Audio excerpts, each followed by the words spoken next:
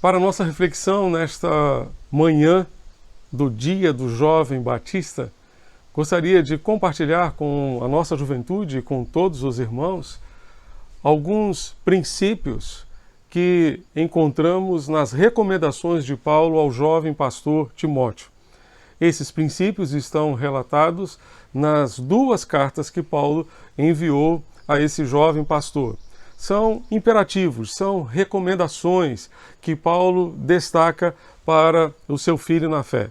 Vale a pena fazer uma leitura dessas duas cartas. São apenas 10 capítulos, 6 na primeira, 4 na segunda carta, e vale a pena destacar os verbos que estão no imperativo. São ordens, são recomendações de Paulo a esse servo de Deus que precisam ser observadas também por nós nestes dias em que vivemos. Essas recomendações são certamente qualidades de uma geração que faz diferença. Uma geração que faz diferença no mundo em que vivemos. Estejamos atentos a algumas dessas recomendações. Não poderia destacar todas, mas certamente algumas para a nossa reflexão nesta manhã nos serão muito úteis. Primeiramente, uma geração que faz diferença é formada por jovens que cuidam de si mesmos. Jovens que cuidam de si mesmos. Por favor, abra sua Bíblia em 1 Timóteo, capítulo 4, verso 16. 1 Timóteo, capítulo 4, verso 16, Paulo diz o seguinte: cuide de você mesmo e da doutrina. Continue nestes deveres, porque fazendo assim, você salvará tanto a si mesmo como aos que ouvem. Eu gostaria de destacar essa primeira parte do verso. Cuide de si mesmo. Cuide de si mesmo. Quantas vezes somos absorvidos pelo ativismo da vida moderna e cuidamos de tudo, cuidamos da nossa agenda, cuidamos até do nosso condicionamento físico, cuidamos da nossa saúde, mas não cuidamos de nós mesmos, não cuidamos do nosso interior. Normalmente a sociedade nos valoriza pelo que temos e pelo que fazemos e não por aquilo que somos. Por isso enchemos muitas vezes a nossa agenda e nem sempre refletimos se aquilo que estamos fazendo está de fato dentro dos planos de Deus. Quando decidimos cuidar de nós mesmos, nos ocupamos menos com as tarefas e mais com o caráter, mais com o nosso interior, mais com o nosso ser. Quando nos ocupamos mais com as nossas tarefas, o nosso caráter fica fragilizado e mais vulnerável aos ataques do inimigo. Salmo 103, verso 14, nos diz o salmista que Deus conhece a nossa estrutura. Ele se lembra que nós somos pó. Ele sabe que nós somos pó. Ele conhece a nossa estrutura, ele sabe o como somos ou o quanto somos frágeis, limitados nos nossos recursos, na nossa capacidade. Ele sabe de tudo isso, ele sabe das nossas limitações, da nossa fragilidade, mas muitas vezes nós não sabemos. E por isso negligenciamos o cuidado com nós mesmos, com o nosso próprio ser. Precisamos procurar nos enxergar como Deus nos enxerga. Se fizermos isso, veremos o quanto somos fracos, limitados e precisamos cuidar de nós mesmos. J. Rock afirmou, certa ocasião, que o gerenciamento de si mesmo deveria ocupar 50% do nosso tempo e o melhor das nossas habilidades. Eu vou repetir. É o gerenciamento de si mesmo que deveria ocupar 50% do nosso tempo e o melhor das nossas habilidades. E quando fazemos isso, os elementos éticos, morais e espirituais do gerenciamento não têm como ser desprezados, não têm como ser ignorados. Um dos maiores desafios que temos na vida, inclusive nós como líderes, é a autoliderança. É a liderança de nós mesmos. Portanto, é o cuidado com nós mesmos. Cuide de si mesmo, meu jovem. Cuide de si mesmo, meu irmão, minha irmã. Cuide do seu caráter. Cuide das suas emoções. Resolva as questões internas, aquelas questões pendentes que estão aí dentro de você e que precisam, de fato, ser resolvidas, precisam ser tratadas. Confesse os seus pecados e mude de atitude. Paulo disse a Timóteo: cuide de si mesmo. E eu digo a você, meu irmão, minha irmã, meu jovem querido, cuide de você mesmo. Cuide do seu interior, cuide do seu caráter, cuide da sua vida interna. Em segundo lugar, uma geração que faz diferença é formada por jovens que procuram se manter puros. É formada por jovens que procuram se manter puros. Paulo disse a Timóteo na sua primeira carta, no capítulo 5, verso 22. Abra a sua Bíblia, por favor. 1 Timóteo, capítulo 5, verso 22. Ele está dando uma recomendação sobre ordenação de pastores, mas ele termina o verso com uma recomendação também muito importante. Ele diz: não tenha pressa para impor as mãos sobre alguém. Não seja cúmplice dos pecados dos outros. Conserve-se puro. Conserve-se puro. No contexto desse verso, conservar-se puro é não ser cúmplice dos pecados alheios. É não ser cúmplice dos pecados dos outros. Significa não participar dos pecados dos outros. Ainda que os outros façam, não faça você. No capítulo 3, Paulo vai dizer a Timóteo: tu, porém, permanece naquilo que aprendeste e que foste inteirado, e que sabes as sagradas letras que podem tornar-te sábio para a salvação em Cristo Jesus. Paulo está dizendo a Timóteo: tu, porém, você, porém, não faça. Ainda que os outros façam, você, porém, não faça. Se você quer ser um jovem que faça diferença, por onde você passar, você precisa fazer o que Deus quer que você faça e não aquilo que os outros simplesmente estão fazendo. Você precisa se manter puro. Ainda que os outros pequem, ainda que os outros abandonem seus valores, ainda que os outros vivam uma nova realidade de moralidade, você, portanto, permaneça firme no Senhor. Não abandone, portanto, os propósitos de Deus e os ideais de Deus para a sua vida. Ainda que os outros façam, não faça você. Não seja cúmplice dos pecados dos outros. Não seja cúmplice dos pecados alheios. Paulo está dizendo: conserve-se puro. É uma palavra enfática. Ele está dizendo: mantenha-se livre, Timóteo, da participação no pecado de outras pessoas. No capítulo 2 da sua segunda carta, 2 Timóteo, capítulo 2, verso 22, Paulo vai dizer a Timóteo: Timóteo, fuja das paixões da mocidade. Fuja das paixões da mocidade. Siga a justiça, a fé, o amor e a paz com os que de coração puro invocam o Senhor. Fuja das paixões da mocidade. Meus amados, nós vivemos num tempo de frouxidão moral, em que tudo é permitido, não apenas no meio da juventude, mas em toda a esfera da sociedade, em todas as faixas etárias. Vivemos num tempo de frouxidão moral.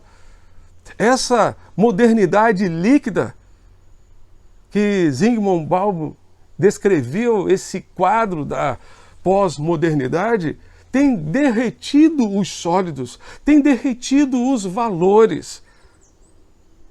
E tudo que era sólido se derreteu. Os valores para o casamento, os valores para o namoro, o noivado, se derreteram. E é assim que a sociedade prevê para o ser humano hoje. Mas não é isso que Deus prevê para nós. O que Deus quer de você é que você se mantenha puro. O que Deus quer de mim, de cada um de nós, é que nós nos mantenhamos puros na sua presença. Paulo está dizendo a Timóteo, fuja das paixões da mocidade. Ele não está dizendo para você brincar com as paixões da mocidade, porque um velho ditado dizia que quem brinca com fogo acaba se queimando. Ele está dizendo para você fugir. Sim. Ele não está dizendo para você confiar em si mesmo que você vai conseguir. Não, ele está dizendo fuja. Porque isso me faz lembrar da palavra de Jesus aos seus discípulos, que o espírito, na verdade, está pronto, mas a carne é fraca. Por isso, vigiai e orai.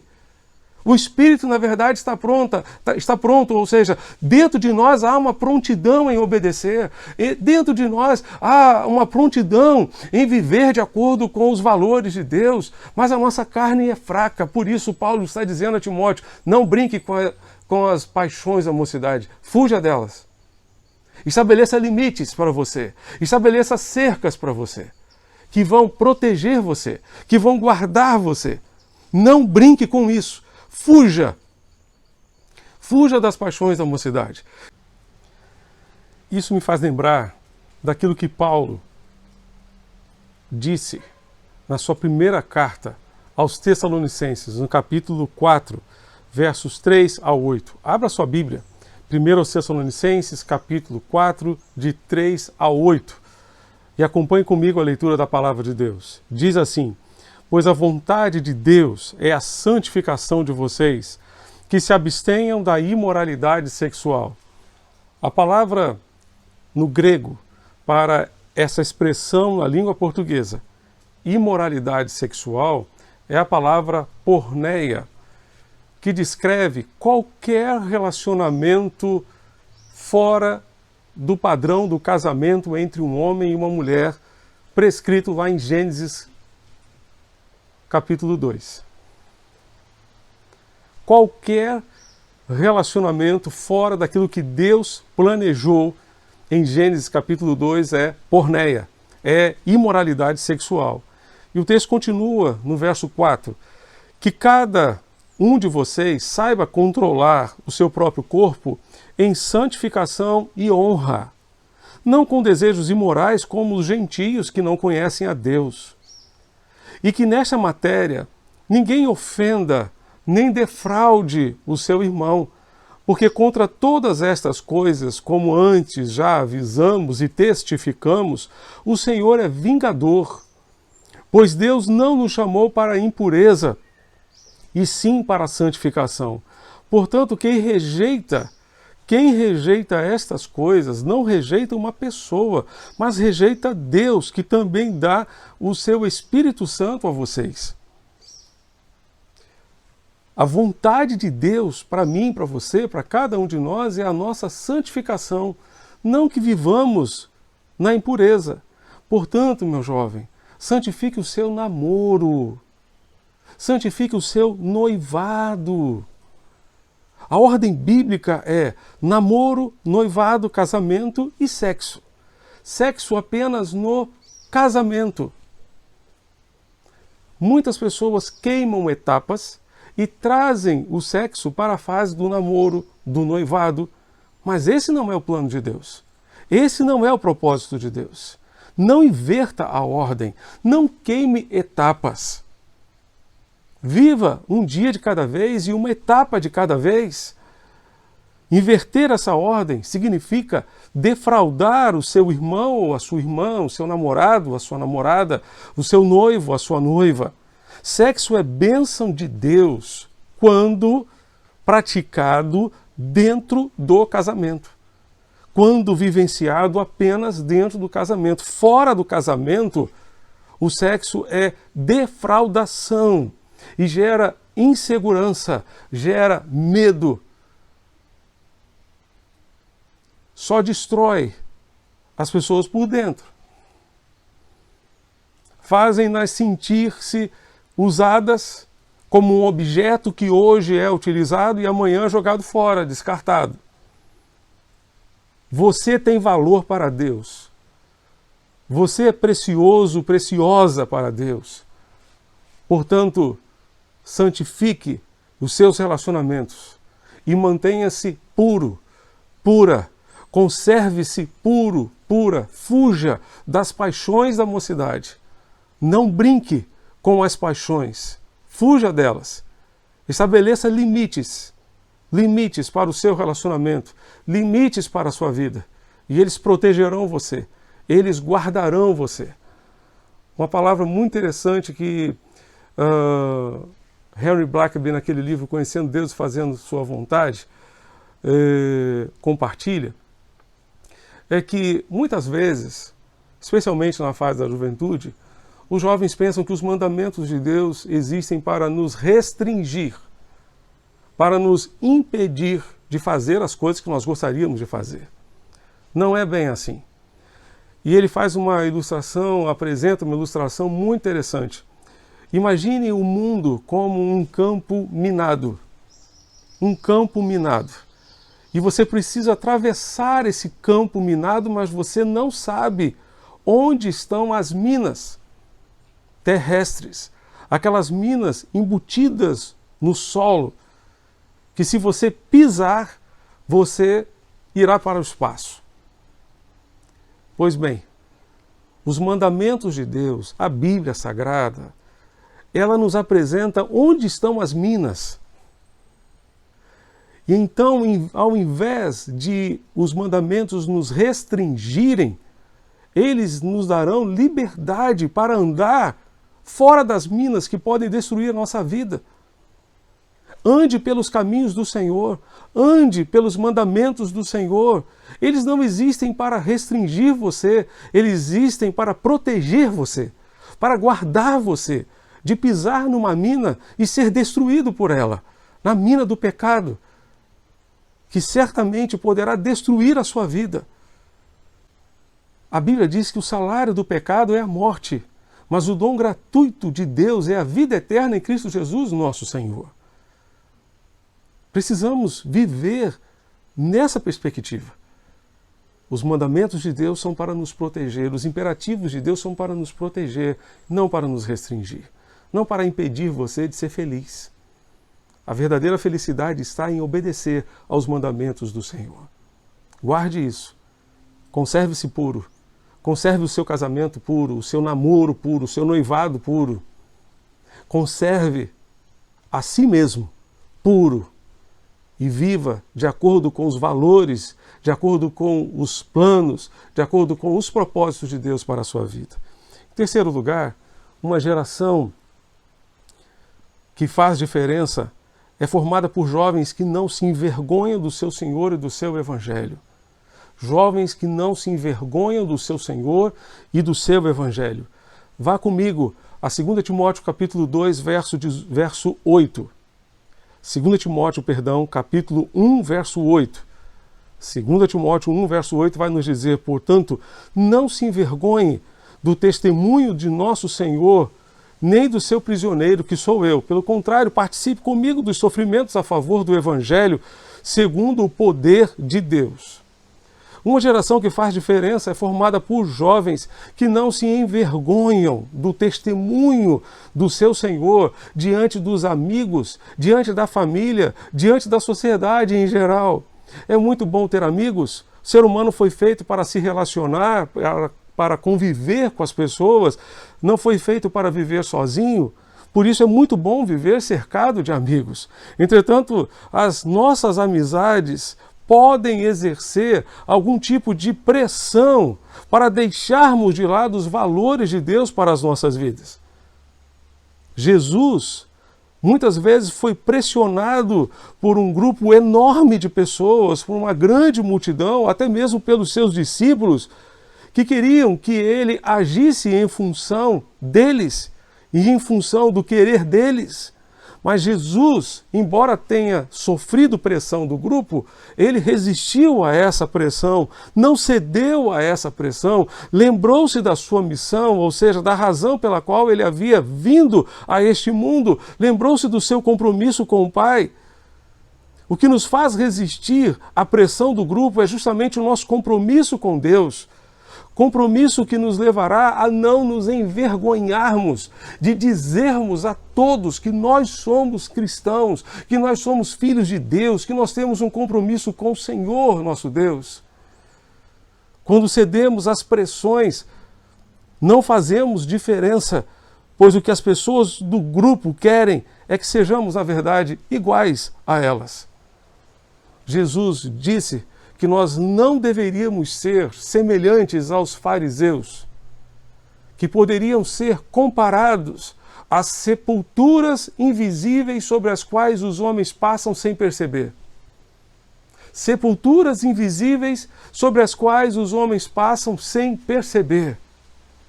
É possível viver desse jeito? Infelizmente é. Mas Deus quer que o nosso compromisso com Ele seja evidente, seja claro, e as pessoas percebam o quanto nós temos um compromisso com Deus, percebam o quanto nós amamos a Jesus sobre tudo e sobre todos. Paulo, escrevendo aos Romanos, no capítulo 1, verso 16, ele afirmou: porque não me envergonho do Evangelho de Cristo, pois é o poder de Deus para a salvação de todo aquele que crê. Assim sendo, quando você estiver com seus amigos, não se envergonhe de Jesus. Quando você estiver na sua faculdade, não se envergonhe de Jesus. Lembre-se de testemunhar de Jesus com a sua vida, com as suas atitudes, com o seu comportamento, onde quer que você esteja. Lembre-se de manter a sua integridade dentro e fora da igreja, no ambiente da igreja, mesmo que seja um ambiente virtual, mas também quando você estiver fora, sozinho, com os seus amigos. Bill Hybels escreveu um livro bem interessante, cujo título é Quem é você quando ninguém está olhando? Quem é você quando você está sozinho? Quando você está no seu quarto apenas, você e Deus estão ali naquele quarto. Quem é você quando ninguém está olhando você? Viva o Evangelho em todo o tempo, em todo lugar, em todas as circunstâncias. Lembre-se de fazer diferença, dando ouvidos à voz de Deus, antes de dar ouvido às vozes dos seus amigos, às pressões do grupo aos quais você pertence. Em quarto lugar, uma geração que faz diferença é formada por jovens que buscam a aprovação de Deus. Jovens que buscam a aprovação de Deus. Vá comigo a 2 Timóteo capítulo 2, verso 15. 2 Timóteo 2, 15. Nós encontramos o seguinte: procure, Timóteo, apresentar-se a Deus aprovado, como obreiro que não tem de que se envergonhar, que maneja bem a palavra da verdade. Timóteo deveria tomar a sua suprema ambição de buscar a aprovação de Deus. Ele deveria ter como ambição maior da sua vida ser aprovado por Deus. Essa deveria ser a sua maior ambição. E a Nova Tradução na linguagem de hoje parece que traduz de forma mais clara essa orientação de Paulo, esse imperativo de Paulo a Timóteo. Esse mesmo verso, 2 Timóteo 2,15, de acordo com a Nova Tradução na linguagem de hoje, diz assim: faça todo o possível para conseguir a completa aprovação de Deus, como um trabalhador que não se envergonha do seu trabalho, mas ensina corretamente a verdade do Evangelho. Faça todo o possível, ou seja, faça tudo aquilo que estiver ao seu alcance para ter a aprovação de Deus. Paulo apresenta a ele a meta de servir de tal maneira que Deus aprove o seu trabalho. Ele o exorta com um imperativo que tem aqui as nuances de ser zeloso, de fazer todo o esforço, tudo aquilo que estava ao seu alcance. Timóteo deve procurar apresentar-se a Deus como alguém aprovado pelo Deus que examina a nossa vida, que examina o nosso interior, que examina as nossas atitudes, mas examina as nossas intenções e os nossos sentimentos, as motivações que nos levam a fazer aquilo que nós fazemos. É esse Deus que sonda o nosso coração, que conhece o nosso interior, que examina o nosso coração, que poderá sim nos dar a aprovação. Paulo tira toda a questão da atestação das mãos dos homens e a coloca nas mãos de Deus. Só Deus decide essa questão aqui. Não se trata de alguém que busca a aprovação das pessoas.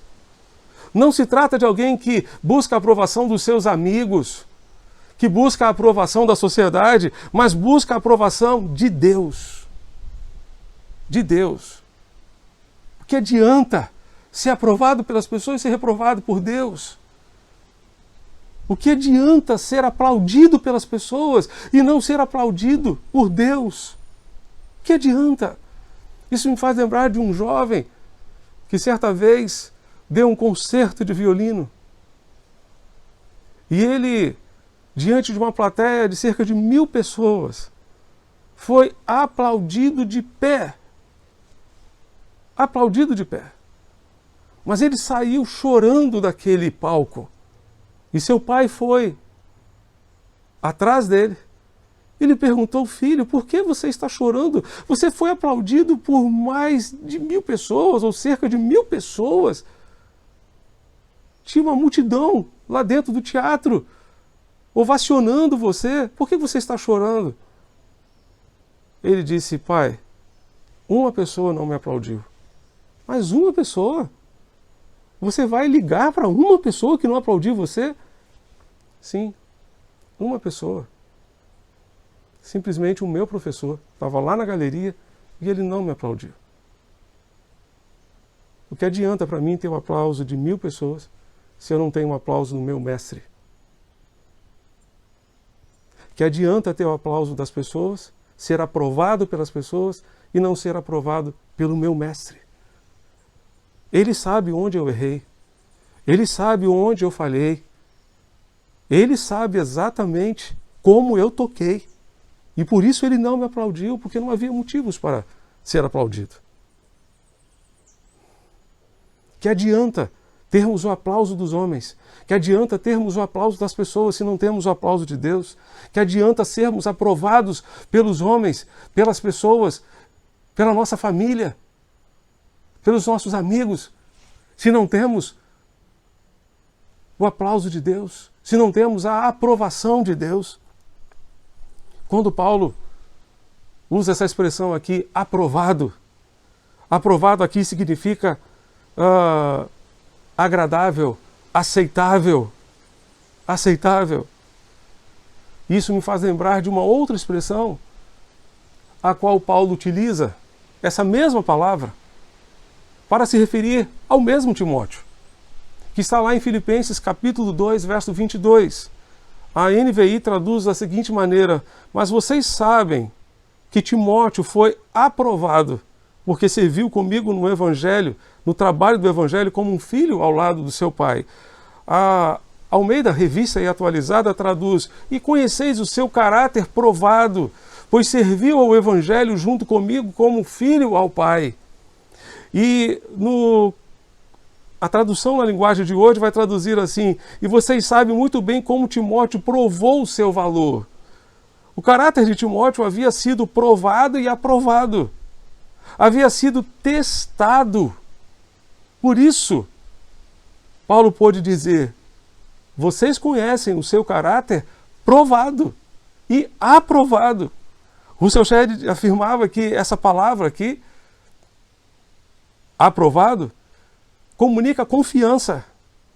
Confiança. Quem duvidava que uma moeda era feita de prata, a deixava cair num piso de mármore e pelo barulho poderia saber se de fato era de prata ou de algum outro metal. E dessa forma descobria a autenticidade da moeda.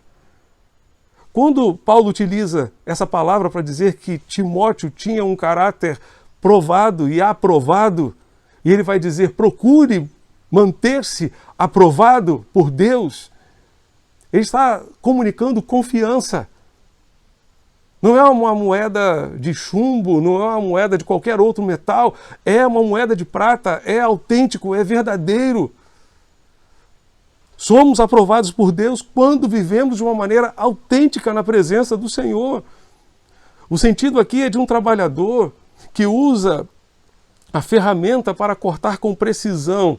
Esse trabalhador que maneja bem a palavra da verdade é aquele que maneja uma ferramenta para cortar com precisão, para cortar no lugar certo, adequado.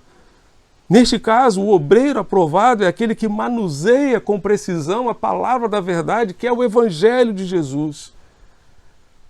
Paulo disse a Timóteo: procure apresentar-se a Deus aprovado. E disse mais, no capítulo 4, verso 12 da primeira carta, nesse mesmo sentido, ele vai dizer a Timóteo: ninguém despreze a tua mocidade, pelo contrário, torna-te padrão dos fiéis na palavra, no procedimento, no amor, na fé e na pureza. Paulo estava dizendo que o jovem Timóteo deveria ser um padrão. E a palavra para padrão aqui é a palavra que também pode ser traduzida por exemplo. Algumas versões em língua portuguesa traduzem essa palavra por exemplo. Exemplo para os fiéis ainda na juventude. Meus amados jovens, nós que já passamos da fase da juventude, precisamos ter em vocês um padrão para nós, um exemplo de fé, um exemplo de vida que nos inspire também. Quando nós que já estamos na fase adulta, encontramos um jovem temente a Deus, encontramos um jovem devotado a Deus, isso fortalece, isso nos inspira. Deus quer isso de você, Deus quer isso de mim, Deus quer isso de cada um de nós. O Senhor espera isso de nós e Ele quer que vivamos dessa forma. A palavra exemplo aqui é uma palavra muito interessante, porque é a palavra tipo, ou tupos, no grego, que vem dar a palavra tipografia na língua portuguesa. O tipógrafo era aquele que utilizava os tipos de letra para formar palavras, para formar frases, textos. Ele montava os textos a partir do tipo de cada letra, letra por letra. E depois baixava aquela máquina de impressão, dava uma pancada naquele texto montado e então saía a impressão. Saía a impressão. Nós precisamos ser esse padrão para os fiéis, esse exemplo para os fiéis, de tal maneira que o mundo possa ver impresso em nós, não um texto, mas ver impresso em nós o caráter de Jesus, o caráter de Cristo. O caráter de Cristo. E é isso que o Senhor espera de mim, de você, de cada um de nós. Paulo disse a Timóteo: procure apresentar-se a Deus aprovado. Não busque uma aprovação diante das pessoas. Busque a aprovação do céu. Busque a aprovação de Deus. Em quinto lugar, uma geração que faz diferença é uma geração que não se esquece de Jesus. Em 2 Timóteo capítulo 2, verso 8, Paulo recomenda a Timóteo: lembre-se de Jesus. E eu quero encorajar você, meu jovem, minha jovem, lembre-se de Jesus. Não se esqueça de Jesus. Não se esqueça de Jesus ao tomar decisões, ao fazer as suas escolhas. A vida é feita de escolhas. Em um único dia tomamos muitas decisões. Mas nós precisamos nos lembrar de Jesus antes de fazer as nossas escolhas. Precisamos nos lembrar de Jesus antes de formular os nossos planos para o futuro. E, na verdade, o melhor é deixar Deus escrever esses planos.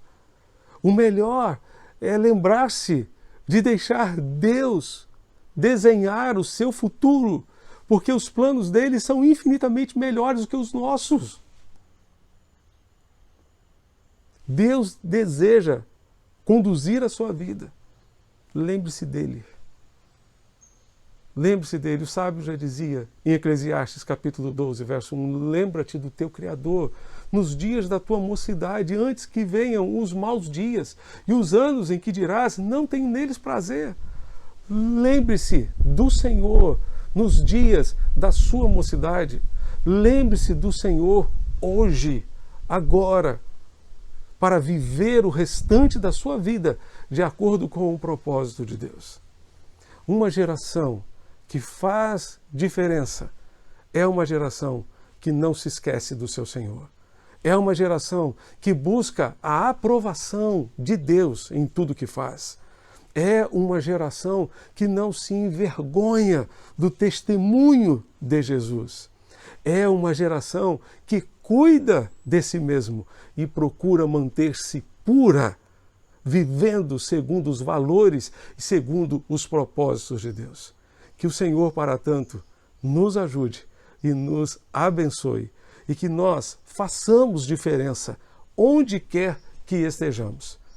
Quer seja em casa, quer seja na faculdade, quer seja no trabalho, onde quer que estejamos, as pessoas vejam a diferença a partir de dentro de nós, nos nossos relacionamentos, na forma como agimos e reagimos, na forma como lidamos com as pessoas, que em tudo nós façamos diferença e mostremos ao mundo aquilo que Deus quer de cada um de nós. Vamos orar? Fechemos nossos olhos nesse momento e oremos ao Senhor. Pai Celeste, Deus bendito, muito obrigado por esta manhã preciosa. Muito obrigado, ó Deus, por este tempo precioso. Nós te pedimos, ó Deus, nós te suplicamos, ajuda-nos a fazer diferença. Onde quer que estejamos, em todo o tempo das nossas vidas, ajuda-nos a fazer diferença. Abençoa a nossa juventude, toda a juventude da nossa igreja, sustenta, ampara com o teu poder e com a tua graça. Ó Deus bendito, toma em tuas santas mãos e ajuda-nos, ó Deus, a caminhar nos teus propósitos, de acordo com a tua vontade, de acordo com aquilo que tu tens para cada um de nós. É o que nós te pedimos e te suplicamos. Em nome de Jesus, nosso Senhor e Salvador. Amém e amém.